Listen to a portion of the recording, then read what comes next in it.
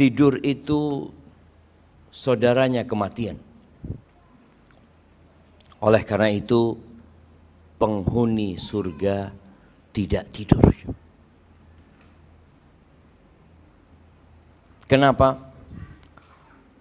Orang yang tidur itu kehilangan sebagian dari hidupnya. Apalagi kalau tidur pas kajian, jemaah. Itu ada beberapa detik, beberapa menit dari kehidupan yang berlalu. Maka kita bersyukur kepada Allah yang menjadikan malam sebagai pakaian dan menjadikan tidur sebagai istirahat di dunia ini, dan menjadikan siang sebagai tempat mencari penghidupan. Allahumma salli wa sallim ala abdika wa rasulika Sayyidina wa maulana Muhammadin wa ala alihi wa ashabihi ajma'in. Ya Allah, semoga salawat dan salam senantiasa Engkau curahkan untuk hamba kekasih-Mu, untuk baginda Nabi kita Muhammad alaihi salatu wassalam, untuk keluarga beliau, untuk istri-istri beliau, untuk putra-putri beliau, dan untuk seluruh sahabat Nabi. Semoga Allah meridhai kita bersama mereka. Amma ba'd, sebagian kita sudah banyak berbuat baik. Sebagian kita sudah berumur dan mungkin masa lalu dia ketika dia muda sudah diisi dengan ketaatan. Dan saat ini setelah dia tua, dia memakmurkan masjid. Dia sibuk mengisi waktu untuk beribadah kepada Allah Azza wa Jalla. Nah, itu sebuah kebaikan. Tapi yang berbahaya kalau sudah merasa baik. Dia merasa baik, kemudian merasa aman tatkala ajal menjemput dia. Ahibati fillah, ternyata tanda-tanda orang baik itu takut belum baik. Jadi tanda-tanda orang soleh itu dia takut belum soleh. Namun setan terus menggoda manusia. Yang namanya riya, kita tahu bagaimana seorang beramal agar dia dipuji dan disanjung sama orang lain. Ini enggak. Orang ini bukan riya, tapi merasa sudah baik. Jadi antara dia sama Allah Azza wa Jalla. Dan ini penyakit dikenal dengan ujub. Orang takjub dengan diri dia sendiri. Dan ujub ini dapat mengantarkan kepada sombong nanti. Allah Azza wa Jalla di surat Al-Mu'minun, surat yang menceritakan tentang orang-orang yang beriman. Seperti apa sih mereka? Agar kita yang merasa sudah beriman, ya dapat bermuhasabah. Oh, ini ternyata standar orang beriman. Karena ada asumsi. Oh, menurut saya jangan. Allah yang lebih tahu dengan diri kita. Makanya kata Allah Azza wa Jalla, "Fala tuzakku anfusakum." Kalian jangan sok suci. Kalian jangan merasa sudah baik. Kenapa? Huwa a'lamu bimanittaqa. Allah yang lebih tahu siapa di antara kalian yang paling bertakwa. Allah lebih tahu. Di surat Al-Mu'minun di ayat 57 sampai 61. Beberapa kriteria atau standar orang beriman, Allah mengatakan innalladzina hum min khasyati rabbihim musyfiqun. Sesungguhnya mereka adalah orang-orang yang takut kepada Allah Azza wa Jalla. Ada kekhawatiran di diri dia, kecemasan. Makanya di antara amalan hati itu ibadah ini jamaah. Kita kan kadang-kala berpikir ibadah itu ya sholat, ya puasa, betul itu ibadah semua. Tapi ada ibadah hati yang orang lain nggak tahu. Apa? Al-khasyah, al-khawf, takut. Perasaan takut di hati kepada Allah Azza wa Jalla. Makanya dikatakan fala takhafuhum wa khafuni. Kalian jangan takut sama mereka, kalian takutlah sama aku, kata Allah Azza wa Jalla. Seluruh umat manusia ini kalau bersatu padu, berkumpul untuk membahayakan diri kita, untuk menimpakan bala dan petaka kepada kita, nggak bakalan bisa mereka. Kecuali Allah menghendaki itu. Maka kita perlu takut sama Allah Azza wa Jalla. Dan sifat orang beriman senantiasa takut dengan azab Allah ya. Walladzina hum biayati rabbihim yu'minun. Mereka adalah orang-orang yang percaya, yang yakin, yang beriman dengan ayat-ayat Allah Azza wa Jalla. Baik itu dengan ayat-ayat Al-Quran atau ayat-ayat yang Allah ciptakan. Kita lihat matahari. Apa kata Namrud ketika sedang berdialog dengan Nabi Ibrahim? Nabi Ibrahim mengatakan, fa innallaha ya'ti bisyamsi minal masyriq fa'ti biha minal maghrib. Namrud mengaku Tuhan, maka kata Nabi Ibrahim, sesungguhnya Allah yang mendatangkan matahari dari timur, menerbitkannya dari timur. Engkau mengaku Tuhan, terbitkan dia dari barat. Fabuhital ladzi kafar. Nggak bisa. Kita harus percaya dengan tanda-tanda kebesaran Allah Azza wa Jalla. Pernikahan salah satu tanda kebesaran Allah Azza wa Jalla. Wa min ayatihi an khalaqakum min turab. Dan dari tanda-tanda kebesaran Allah, tanda-tanda keagungan, kehebatan, keesaan Allah, Allah menciptakan kalian dari tanah. Thumma idza antum basyarun tantashirun. Tahu-tahu kalian jadi seperti ini. Menjadi umat manusia yang bertebaran. Ada berapa jumlah penduduk bumi ini, jemaah? 8 miliar. Itu dari Nabi Adam yang diciptakan dari tanah, yang berpasangan dengan Hawa. Kita percaya. Siapa yang nenek moyangnya monyet? Sebagian kita diajarin teori evolusi. Iya, kita waktu SMP dulu, oh dari kera dulu, jalannya itu bungkuk ya, terus kayak sekarang ini. Na'udzubillah. Enggak, kita enggak percaya. Kita percaya dengan dengan kebesaran Allah, dengan ayat-ayat Allah, bahwa manusia pertama yang diciptakan oleh Allah siapa? Adam. Sempurna. Nabi Adam itu fi ahsani taqwim, kata Allah.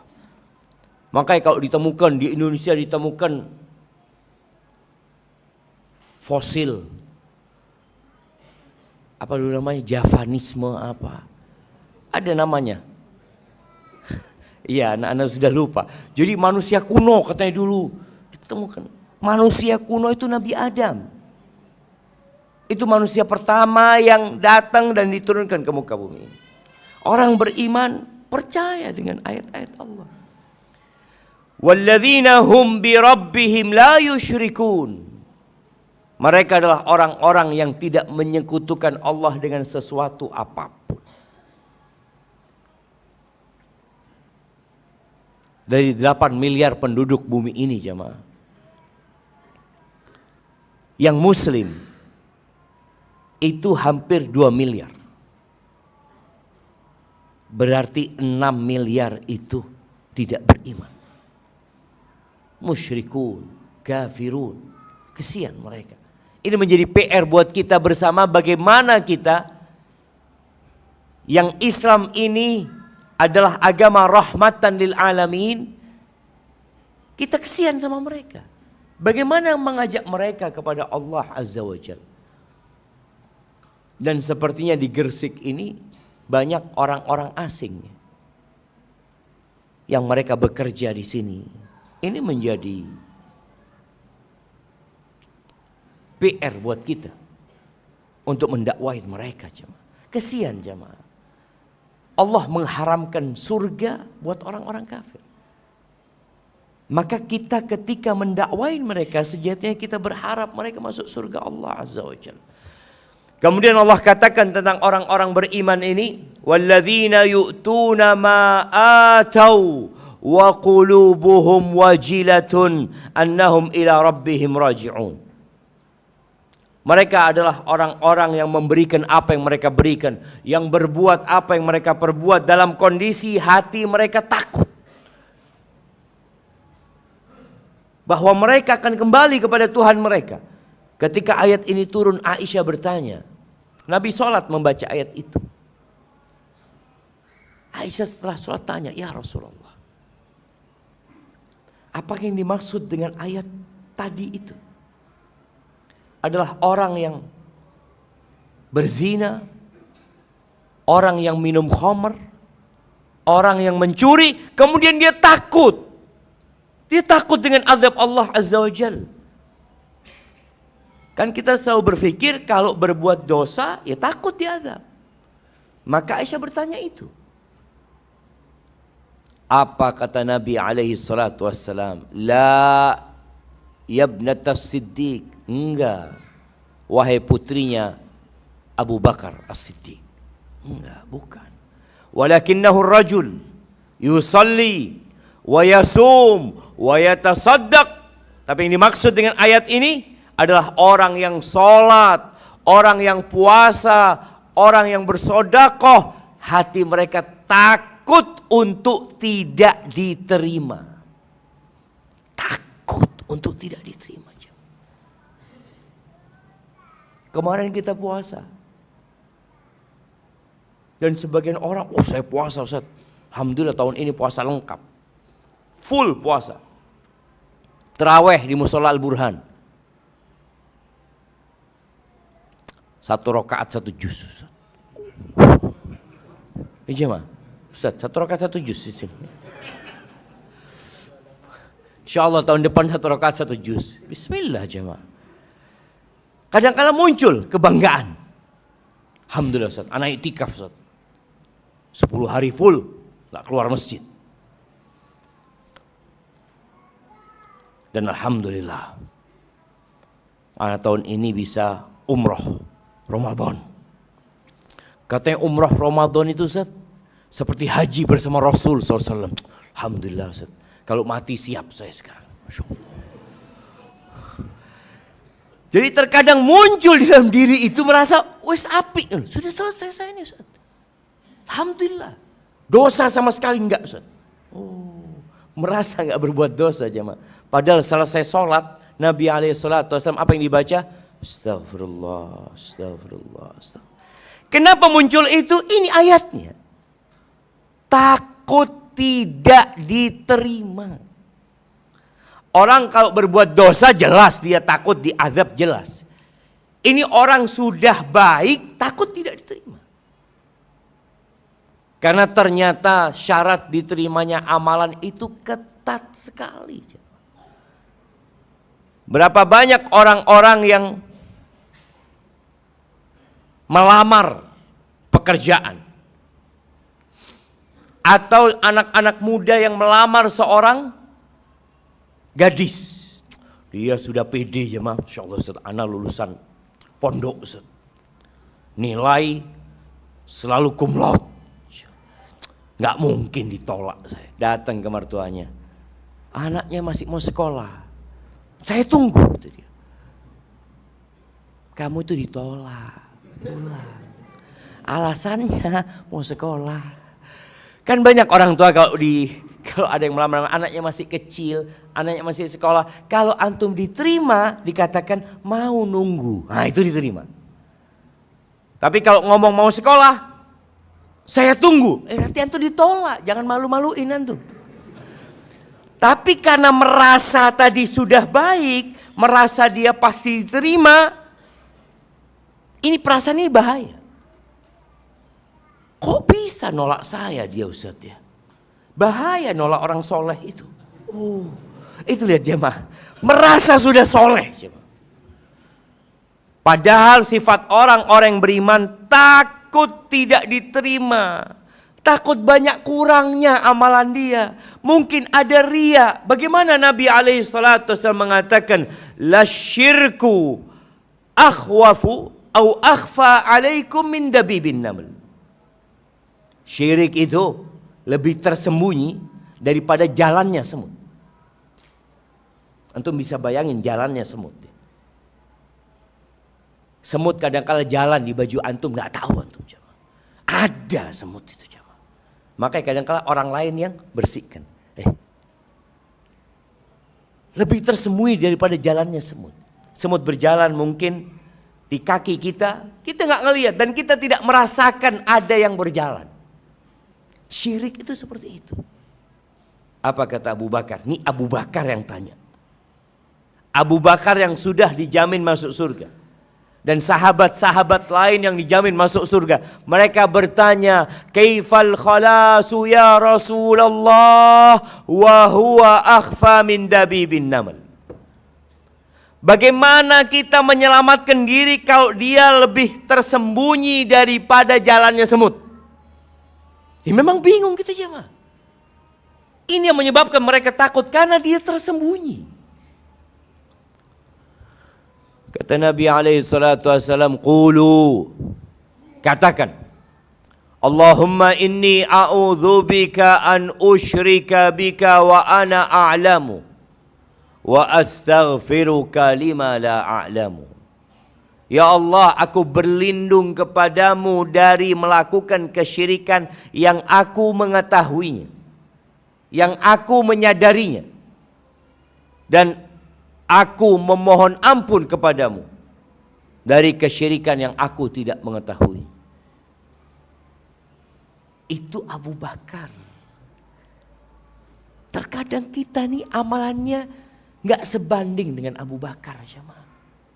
Abu Bakar itu, Nabi SAW tanya sama sahabatnya, siapa yang hari ini puasa? Aku, kata Abu Bakar. Siapa yang hari ini bersedekah buat orang miskin? Aku, kata Abu Bakar. Siapa yang hari ini membesuk orang sakit? Aku, kata Abu Bakar. Siapa yang hari ini mengantarkan jenazah ke kuburan? Aku, kata Abu Bakar. Bayangin. Nabi mengatakan alaihi salatu wassalam, majtama'na fi imri'in illa dakhalal jannah. 4 kriteria ini tidaklah berkumpul di satu orang melainkan dia masuk surga. Tapi takut Abu Bakar. Karena ada syarat lain diterimanya amalan. Bukan sekedar amalan zahir, ada amalan hati. Disyaratkan ikhlas. Dan ikhlas ini berat sekali. Datang Abu Bakar kepada Nabi SAW, ya Rasulullah, allimni du'aan aqra'uhu fi salati. Wahai Rasulullah, ajarkan kepada aku doa. Ajarkan kepada aku doa yang aku baca di salatku. Kata Nabi SAW, qul, katakan, Allahumma inni zalamtu nafsi zulman katsir. Ini Abu Bakar yang tadi amalannya begitu banyaknya, yang sudah dijamin masuk surga, yang dia mendampingi Nabi SAW ketika hijrah dari Mekah ke kota Madinah. Dia yang mendampingi Nabi di dalam gua radhiyallahu ta'ala anhu, yang Nabi mengatakan SAW, tidak ada orang yang berbuat baik kepada kami kecuali kami sudah membalasnya, kecuali Abu Bakar. Allah yang akan balas buat dia. Apa doa yang diajarkan Nabi kepada Abu Bakar? Katakan Abu Bakar, sesungguhnya aku menzalimi diriku dengan kezaliman yang banyak. Itu buat Abu Bakar.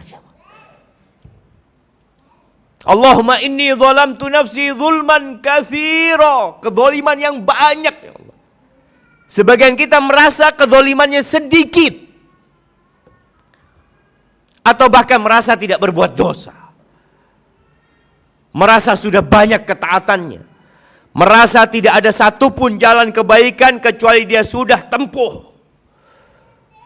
Abu Bakar doa itu jemaah. Kenapa Anda sampaikan ini? Supaya kita merasa kecil jemaah. Karena obat dari ujub itu engkau harus merasa kecil. Merasa bukan siapa-siapa engkau. Fa innahu la yaghfiru dzunuba illa anta.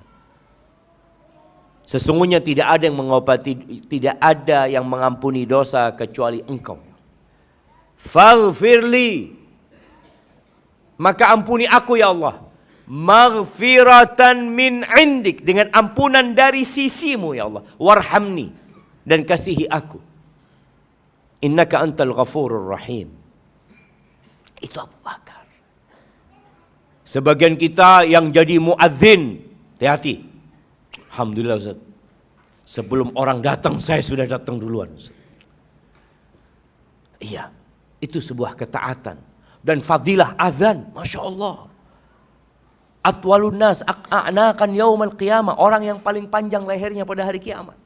Dia bisa menikmatin segala sesuatu dengan nikmat tanpa berdesak-desakan. Yang jadi takmir masjid, yang mengelola masjid, yang membuat majelis ilmu, kajian, yang membangun masjid. Jangan sampai datang perasaan selesai sudah. Alhamdulillah Ustaz. InsyaAllah di masjid ana ini tiap hari yang sholat 500 orang. Dapat pahalanya Ustaz. Tiap orang itu masuk ke timbangan kebaikan ana. Allahu Akbar. Perasaan-perasaan itu hilang. Ada orang yang merasa, Alhamdulillah Ustaz, saya dosa gak banyak Ustaz. Gak banyak dosa. Kalau ditimbang antara dosa saya dengan kebaikan saya, ya insya Allah banyak kebaikan saya Ustaz. Dan bapak saya itu ustadz. Bapak saya itu ustadz, kiai. Jadi aduh aman sudah insya Allah. Muncul perasaan itu jemaah. Dan setan selalu hadir. Bagaimana ada orang-orang yang merasa Allah itu maha pengampun dan maha pengasih.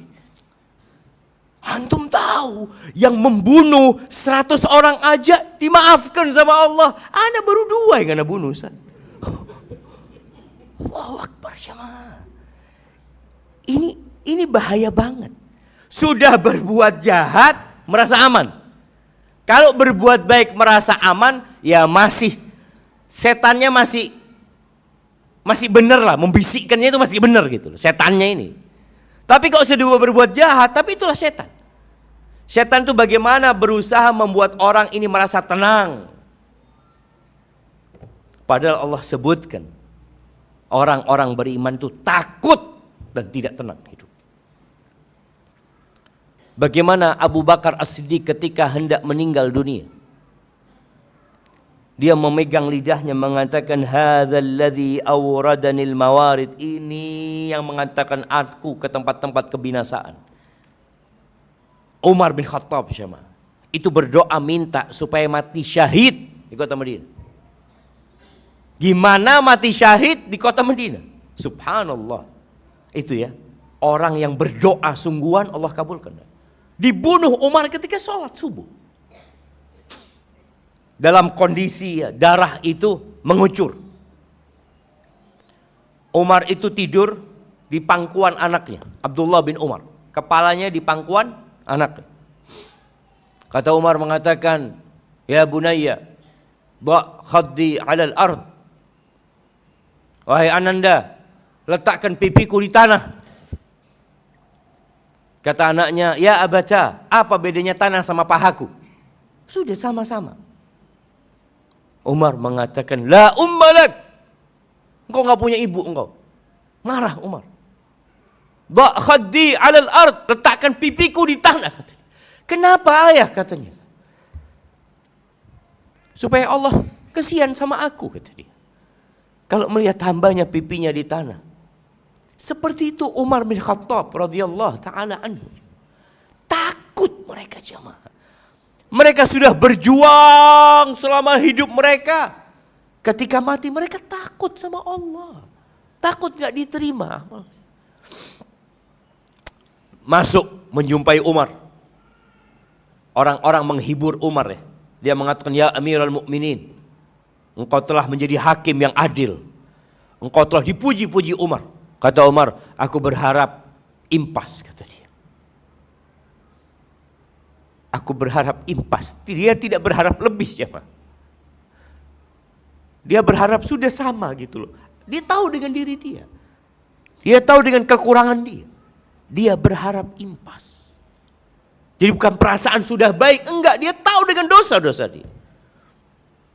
Makanya orang itu semakin beriman, semakin takut sama Allah Azza wa Jalla. Lalu Allah katakan di ayat ke-61, ulaika yusari'una fil khairat. Mereka adalah orang-orang yang berlomba-lomba dalam kebaikan. Nggak ada ceritanya selesai. Ramadan selesai, alhamdulillah sudah. Baca Quran berhenti sudah. Salat malam enggak lagi. Sedekah seret.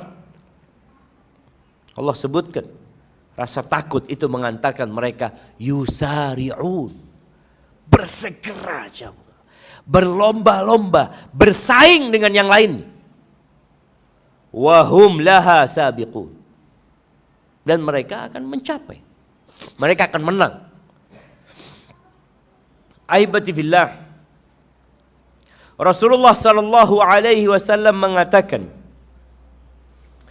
kalau sudah sepertiga malam akhir ya, beliau bangun mengatakan, ya ayyuhan nas, ya ayyuhan nas, uzkurullah, wahai umat manusia, ingatlah Allah Azza wa Jalla, berzikirlah. Ja'atir rajifah, datang itu kiamat. Datang, diguncangkannya bumi ini. Ketika ditiupkan sangkakala oleh Israel, datang, itu pasti datang. Man khafa adlaj. Barang siapa yang takut, maka dia akan bersegera. Jadi di masa lalu para kafilah itu takut kalau sudah malam hari adanya perampok, adanya penyamun macam-macam. Maka rasa takut itu membuat mereka segera berangkat dulu sebelum matahari tenggelam kalau bisa. Ya sebelum malam itu dia cepat nyampe gitu. Kenapa dia lakukan itu? Takut. Maka Nabi sebutkan tentang datangnya hari kiamat. Barang siapa yang takut, maka dia akan bersegera dan berangkat sebelum tenggelamnya matahari, sebelum malam tiba. Waman adlaj balagal manzil. Barang siapa yang bersegera sampai ke tempat tinggalnya. Sampai. Orang kan sudah memikir, enggak, aku harus segera sampai. Waktuku enggak banyak. Jalannya dipercepat. Mungkin sekali-kali dia berlari kecil. Mungkin sekali-kali dia berlari keras. Kenapa? Waktunya hampir malam ini sudah. Terus dia seperti itu jemaah. Apa yang menyebabkan dia melakukan itu? Takut. Takut ketinggalan.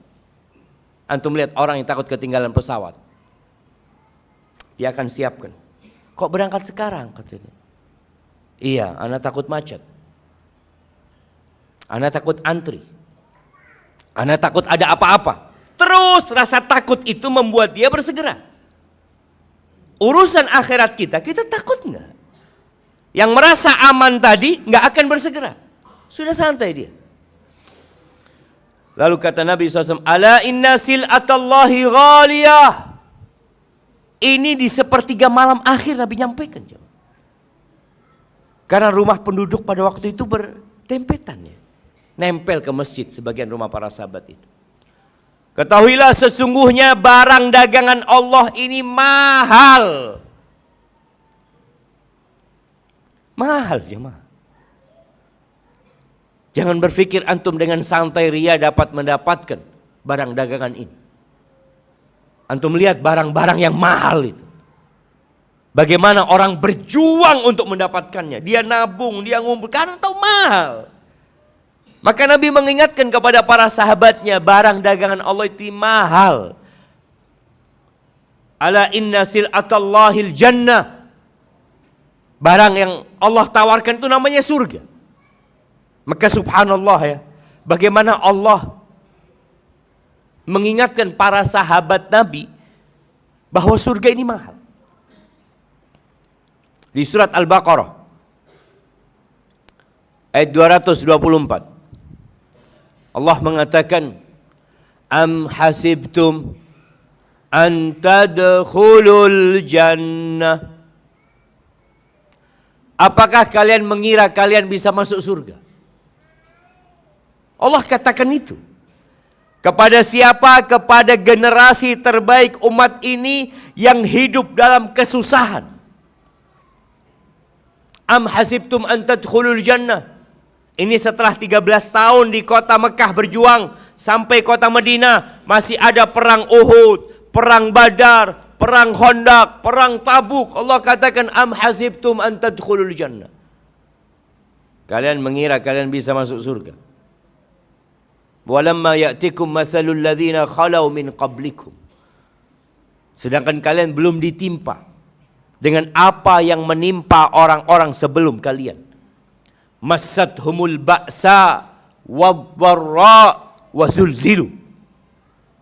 Mereka ditimpa dengan berbagai macam petaka, kelaparan, penyakit, peperangan. Digoncangkan keimanan mereka, dikasih ujian-ujian yang berat sehingga hati mereka diguncangkan, jemaah. Hatta yaqula ar-rasulu walladzina amanu ma'ahu mata nasrullah. Bayangin ya, bagaimana besarnya cobaan yang Allah berikan kepada mereka sampai utusan Allah dan orang-orang beriman itu berkata, kapan pertolongan Allah datang? Mata nasrullah. Dan ini tidak dikatakan kecuali dalam kondisi yang sangat sulit. Ala inna nasrallahi qarib. Pertolongan Allah itu dekat. Maka subhanallah jemaah, rasa takut inilah yang menyebabkan mereka bersegera, bersungguh-sungguh. Lalu beliau mengatakan, ja'atir rajifah tatba'uha radifah. Akan datang sangkakala pertama yang ditiupkan, diikutin dengan yang kedua. Sangkakala yang pertama itu kehancuran bumi ini. Akan hancur.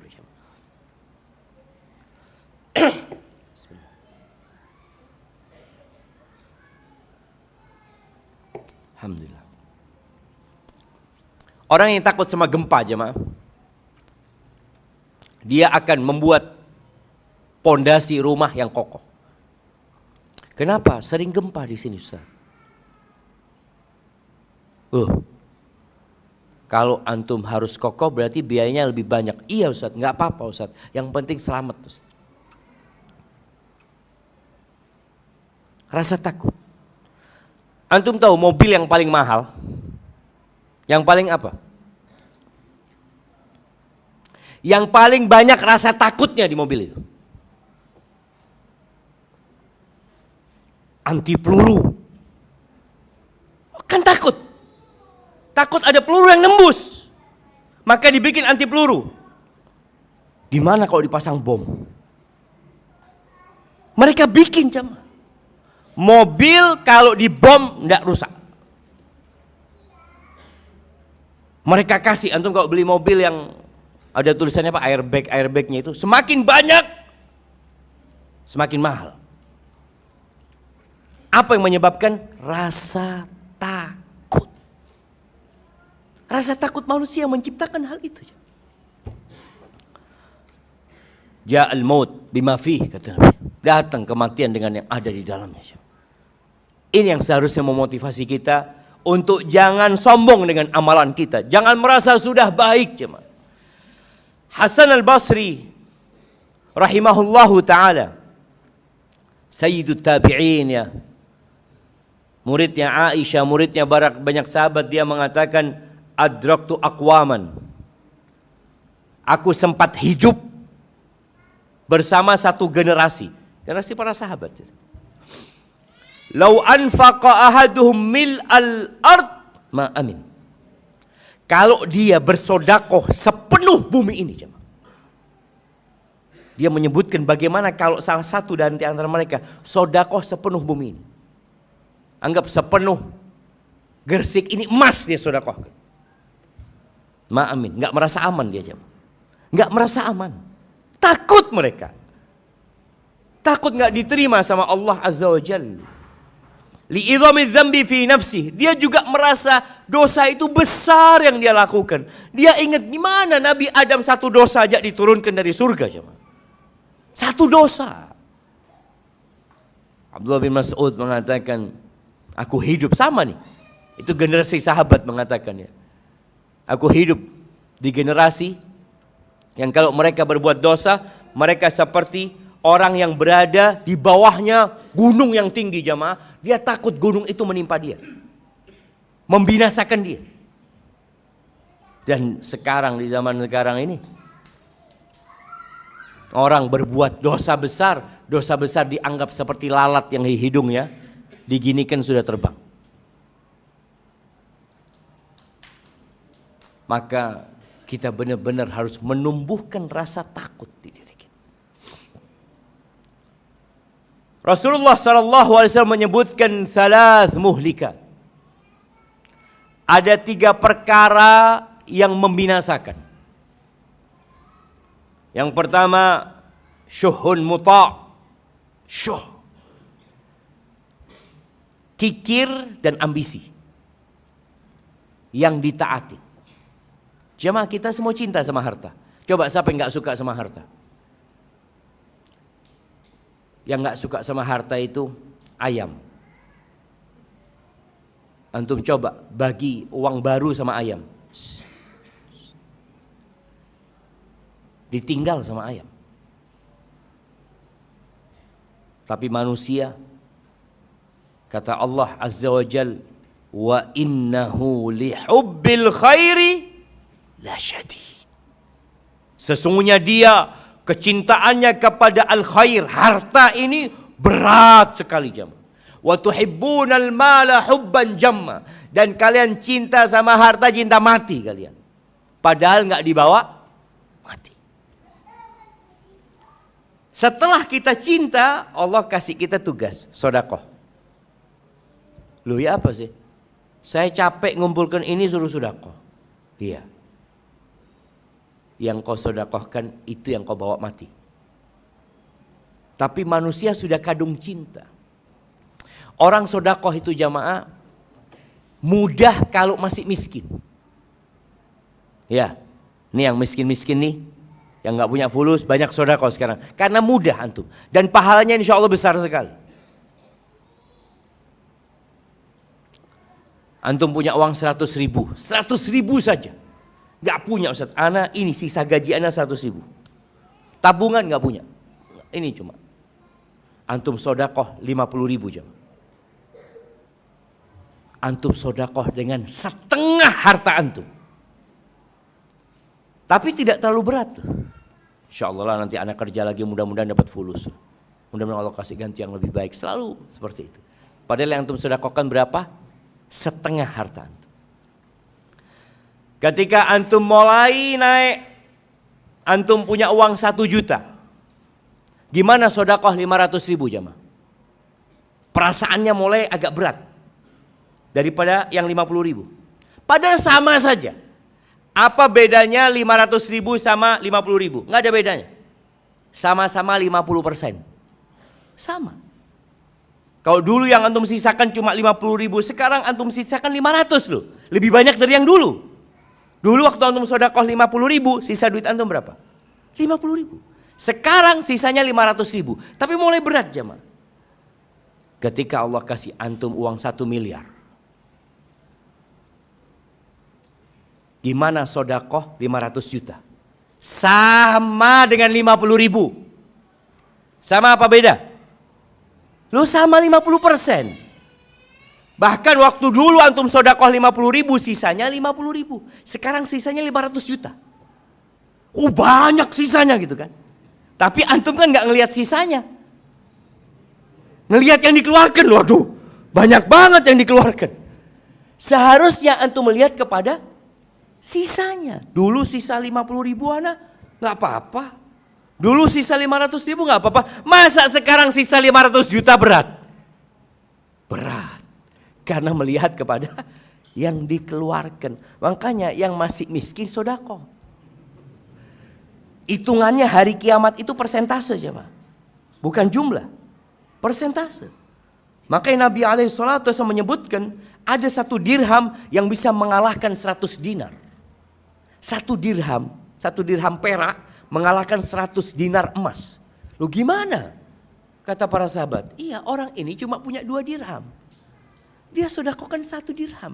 Separuh harta dia. Yang punya 100 dinar, 1 gudang emas dia. Dia ambil sedikit gini, disedekahkan. Yang dia sisakan jauh lebih banyak. Maka ini yang menghancurkan manusia, syuhun muta. Antum lihat bagaimana antum dengan harta. Kecintaan antum sama harta. Makanya berat jemaah, tapi perlu dibiasakan. Antum perlu ingat dulu, enggak, dulu anak sedekah setengah harta anak berani, masa sekarang enggak berani anak. Yang kedua, wahawan muttaba. Hawa nafsu yang diikuti. Hawa nafsu yang diikuti. Ya kita tahu nafsu ini memerintahkan kepada keburukan. Yang namanya keinginan manusia itu enggak ada habisnya. Maka kita perlu melatih kemauan kita. Antum punya istri minta ini, minta itu. Lah. Loh bang, kenapa bang? Kau kan punya, kata dia. Iya. Melatih kesabaran. Melatih nafsu. Antum juga, ya Allah kepinginnya anak makan mie goreng ya, sama ayam bakar, sama bebek bakar, sama ini. Enggak lah. Anak mau makan nasi kerawu aja sudah. Padahal maunya dia itu jemaah. Ini melatih supaya enggak, anak bisa. Anak bisa ngontrol. Puasa Ramadan antum bisa ngontrol nafsu antum. Bisa. Dari pagi sampai maghrib sebulan jemaah. Apalagi di 10 hari terakhir. Warung sudah mulai buka. Buka ya. Wis riyoyoan wong woy. Itu godaannya semakin besar. Makanya 10 hari terakhir itu ketika godaannya masih makin besar, antum iktikaf di masjid. Loh ya apa Ustaz? Pasar rame Ustaz. Iktikaf, tidak jualan Ustaz. Godaan semakin besar. Tapi tadi kita perlu melatih. Mau ini mau itu, subhanallah ya. Anaknya Umar dilatih sama Umar. Ada sebuah athar ya. Anaknya Umar ini kepingin apel. Nggak dikasih sama Umar ya. Tahu-tahu makan apel. Tanya sama ibunya, dapat dari mana? Aku belikan dia soalnya kepingin. Apa permasalahannya? Kepingin dia. Kata Umar, awakullama ishtahaiti ishtaraiti. Apa setiap engkau mau, engkau harus beli? Kemauan ini cuma sesaat loh cuma. Anak punya anak. Kadang-kala kita berangkat dari rumah orang tua ke rumah anak. Nanti di jalan, Baba kepingin ayam crispy Baba. Enggak. Sudah lewat dawet. Baba kepingin dawet. Enggak. Jadi keinginannya itu nanti ganti-ganti sampai rumah nggak ada sudah. Selesai. Jadi kita kalau bisa menahan, kita pun seperti itu. Antum kepingin punya ini, antum tahan. Lama-kelamaan hilang. Hanya butuh pembiasaan. Apalagi kalau nafsunya ke yang haram. Makanya kenapa kita dilatih meninggalkan yang halal? Ramadan kita dilatih meninggalkan yang halal. Nafsu. Nafsu dan kebutuhan. Tapi ternyata kebutuhan itu bisa ditunda gitu loh. Bisa nanti gitu loh. Dan antum bisa lihat orang yang mengikuti nafsunya. Sebelum berbuka Ramadan ya. Habis sasar itu keliling dia nyari bukuan. Ketemu kolak, bismillah. Ketemu pudak, aduh lama gak makan pudak karena apa-apa pudak sudah. Apalagi ketemu gorengan. Sampai di meja makan itu semuanya ada. Allahu Akbar. Ini masih jam 5 ini, astagfirullah. Kok belum azan ya? Ketika dia makan, semuanya dia makan? Enggak. Itu yang namanya nafsu. ternyata hanya ujian mata. Kalau antum tahan tadi, antum datang ke rumah, makan kurma sama air, loh, selesai ternyata ya. Selesai. Itu yang menghancurkan manusia. Hawa yang diikutin, hawa nafsu yang diikutin. Kemudian yang ketiga yang berkaitan dengan kajian kita, kata Nabi SAW, wa ijabur rajuli binafsihi. Ijabur rajul. Takjubnya seseorang dengan diri dia sendiri. Merasa sudah baik, merasa sudah soleh, merasa banyak ketaatannya. Makanya kita perlu dikasih peringatan sama saudara kita. Tanda, dan kita perlu juga peringatan dari Allah. Tanda orang dicintai Allah itu bukan diluaskan rizkinya. Bukan. Tapi dikasih apa? Musibah. Supaya ingat orang itu. Kadangkala motong kuku, tahu-tahu kena dagingnya ya ma. Ya Allah, dosa apa anak ya Allah ya? Padahal anak ini potong kuku menjalankan sunnah ya Allah. Ada orang merasa baik, dikasih musibah masih merasa baik. Anak pernah ketemu sama orang jemaah haji. Dia wudhu, kan kalau di Masjidil Haram itu ada tempat naruh tas ya. Orang berwudhu, terus dia keluar lupa jemaah. Datang lagi hilang tasnya. Ini orang Arab. Dia mengatakan, ya Allah, kenapa kau lakukan ini kepada aku ya Allah? Aku kurang apa ya Allah? Ini orang kalau tidak tahu dengan kekurangannya seperti itu. Makanya antum harus yakin ketika datang musibah, la'allahum yarji'un, agar mereka kembali kepada Allah. Kalau setiap antum punya salah dikasih hukuman, nggak ada satupun yang hidup di muka bumi ini. Nggak ada. Maka kita perlu peringatan saudara kita atau peringatan dari Allah yang bentuknya musibah. Ahibati fillah. Tadi imam kita membaca surat Al-Baqarah, menceritakan tentang Nabi Ibrahim. Kita tahu ya bagaimana Allah Azza wa Jalla memberikan ujian kepada Nabi Ibrahim dan Nabi Ibrahim lulus jemaah. Nabi Ibrahim dibakar di kaumnya. Nabi Ibrahim berdoa minta anak. Ini yang berdoa kemudian merasa belum dikabulkan doanya. Nabi Ibrahim berdoa minta anak. Beliau Nabi. Beliau Khalilur Rahman. Kekasihnya Allah Azza wa Jalla. Minta anak baru dikasih yang diinginkan umur 86 tahun. Allah berjanji ud'uni astajib lakum. Berdoalah kepada aku pasti aku kabulkan. Dikabulkannya doa itu satu dari tiga hal. Yang diinginkan dikasih. Kalau tidak Allah palingkan dari musibah yang akan menimpa. Yang setara dengan kedudukan doa itu. Kalau enggak doanya itu jadi pahala disimpan di akhirat. Enggak ada ruginya berdoa. Tapi sebagian orang coba yang minta anak. Ustaz, anak sudah menikah Ustaz. Berapa tahun? 5 tahun Ustaz. Belum dikasih anak. Padahal anak sudah umroh. Anak sudah haji. Anak sudah sodako. Mulai disebutkan tuh jemaah. Kebaikan-kebaikan dia. Ya Allah, Nabi Ibrahim. Umur 86 tahun baru dikasih anak. Dan sebagian kita ketika istrinya sudah umur 45 tahun. Kayaknya gak dikasih anak memang kita sudah. Bayangin, berburuk sangka sama Allah. Bisakah Allah membuat istrimu punya anak? Bisa. Loh itu Nabi Ibrahim. Iya kan Nabi Ustaz. Loh Allah berjanji kepada Nabi Ibrahim dan kepada semua hambanya. Ud'uni astajib lakum. Itu janji Allah. Maka berdoa. Baik, Nabi Ibrahim dikasih anak. Anaknya suruh sembelih. Nah, kita mau masuk ke Idul Adha. Nabi Ibrahim disuruh nyembelih siapa? Anaknya yang ditunggu 86 tahun. Anaknya udah mulai remaja, mulai bisa bantu bapaknya, mulai bagaimana ya? Kalau antum punya anak soleh itu ya Allah cintanya. Tapi kalau anaknya nggak soleh, ya Allah kapan mati hari ini? Iya, Yang Allah suruh sembelih anak yang soleh. Anak yang baik sekali. Berat Nabi Ibrahim, tapi Nabi Ibrahim lulus. Disembelih anak. Dan antum akan diuji bulan Idul Adha ini. Antum berkorban apa enggak? Ustaz, kan enggak wajib Ustaz. Ada khilaf di antara para ulama Ustaz. Beli sepeda motor wajib. Nih jamaah, ada orang kalau dikatakan sembelih kurban, dia langsung dalilnya keluar. Tapi beli motor, oh ini kan enggak apa-apa Ustaz. Allah tidak mengharamkan. Disuruh berkorban enggak wajib, beli motor enggak haram. Makanya tolong antum memahami.